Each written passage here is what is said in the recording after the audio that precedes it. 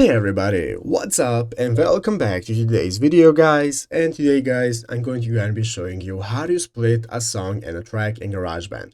This is a very simple thing to do, so make sure to watch this quick and easy video till the very end. Follow my steps correctly so you can make sure this works the same for you and you can do this yourself.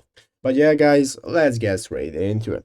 So the first thing you want to do is to go ahead and open up the official GarageBand application on your mobile phone if you've not already. If you do not have the application, just go to the App Store and download it. And after opening it up, you'll be greeted by this main page right here, which is the home page where you can find all the instruments you can play. You have your audio record right here and so on. So guys, let's go ahead and see how we can get started splitting a track. So the first thing I'm going to do is open up the audio recorder option right here. After opening up audio recorder, this is going to open up this new recording menu, where as you can see at the top of the screen, we have the big red circle to start recording and so on. And once you have finished the recording guys and you want to split it, you can go so right here in the upper left corner, click on this button in the middle. That's going to open up this edit mode. And once opening up this edit mode, as you can see, we can get started mixing and seeing all the options. We have my tracks right here, my keyboard, audio recorder, and so on.